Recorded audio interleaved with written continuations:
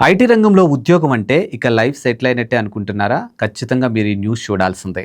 Facebook మాతృ సంస్థ మెటాలో మరోసారి ఉద్యోగాల ఊచకోత మొదలైంది. ఏకంగా 8,000 మంది ఉద్యోగంలో ఇంటికి పంపించేందుకు మార్క్ జుకర్బర్గ్ డెడ్‌లైన్‌ను ఫిక్స్ చేశారు. అసలు ఇప్పుడిప్పుడే ఐటీ రంగం కుదుట పడుతుంది అనుకుంటున్నటువంటి తరుణంలో మెటా మళ్ళీ ఎందుకు లే ఆఫ్స్ ప్రకటిస్తుంది? దీని వెనక ఉన్నటువంటి అసలు కారణం ఏంటో, మన భారతీయ ఉద్యోగులపై దీని ప్రభావం ఎలా ఉంటుందో కూడా దీనికి సంబంధించినటువంటి అప్డేట్స్ తెలుసుకునే ప్రయత్నం చేద్దాం. ప్రస్తుతం టెక్ ప్రపంచాన్ని శాసిస్తున్నటువంటి ఆర్టిఫిషియల్ ఇంటెలిజెన్సీ వైపు మెటా తన పూర్తి ఫోకస్ను మళ్లించింది. గతంలో సాధారణ పనుల కోసం వందలాది మందిని నియమించుకున్నటువంటి కంపెనీలు ఇప్పుడు అదే పనులు ఏఐ టూల్స్ ద్వారా చాలా వేగంగా తక్కువ ఖర్చుతో పూర్తి చేస్తున్నాయి. చాట్ జీపీటీ, జెమినీ వంటి టూల్స్ వచ్చాక కన్వెన్షనల్ ఐటీ జాబ్స్ అవసరం తగ్గిపోవడమే ఈ లే ఆఫ్స్ కు ప్రధాన కారణం.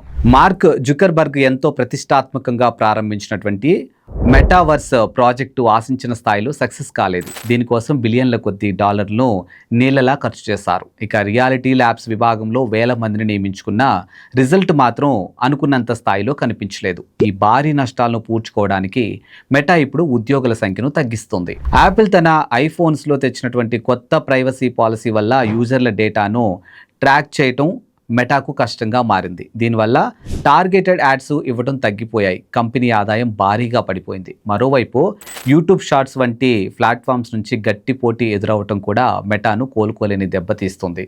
ఇక జుకర్బర్గర్ ఇప్పుడు ఇయర్ ఆఫ్ ఎఫిషియన్సీ అనే మంత్రాన్ని జపిస్తూ ఉన్నారు. అంటే తక్కువ మందితో ఎక్కువ పని చేయించడం. కంపెనీలో మిడిల్ మేనేజ్మెంట్ ఎక్కువగా ఉందని భావిస్తూ మేనేజర్స్ మరియు హెచ్ఆర్ టీమ్స్ను భారీగా తొలగిస్తున్నారు. మెటాలో జరుగుతున్నటువంటి ఈ లే ఆఫ్స్ ప్రభావం భారతీయులపై చాలా ఎక్కువగా ఉందనేది మనకి క్లియర్గా తెలుస్తుంది. ముఖ్యంగా అమెరికాలో H1B వీసాపై పనిచేస్తున్న వారికి ఇది చాలా పెద్ద గండంగానే కనిపిస్తుంది. ఉద్యోగం పోయిన 60 రోజుల్లోపే కొత్త ఉద్యోగం దొరకకపోతే వారు దేశం విడిచి రావాల్సి ఉంటుంది. ప్రస్తుతం ఉన్నటువంటి పరిస్థితుల్లో 2 నెలల్లో కొత్త ఉద్యోగం సంపాదించడం టెక్కీలకు చాలా పెద్ద సవాలుగా మారింది. కేవలం మెటా మాత్రమే కాదు, గూగుల్, మైక్రోసాఫ్ట్, అమెజాన్ వంటి సంస్థలు కూడా ఇదే బాటలో ఉన్నాయి. రాబోయే రోజుల్లో కోడింగ్, టెస్టింగ్, కస్టమర్ సపోర్ట్ వంటి విభాగాల్లో ఉద్యోగ అవకాశాలు మరింత తగ్గే ప్రమాదం ఉంది. అందుకే ఏఐ, డేటా సైన్స్ వంటి అడ్వాన్స్డ్ స్కిల్స్ పై పట్టు సాధిస్తేనే ఐటీ రంగంలో మనుగడ సాధించగలమని నిపుణులు హెచ్చరిస్తూ ఉన్నారు. ఇలాంటి మోర్ అప్డేట్స్ కోసం చూస్తూనే ఉండండి ప్రగతి మీడియా.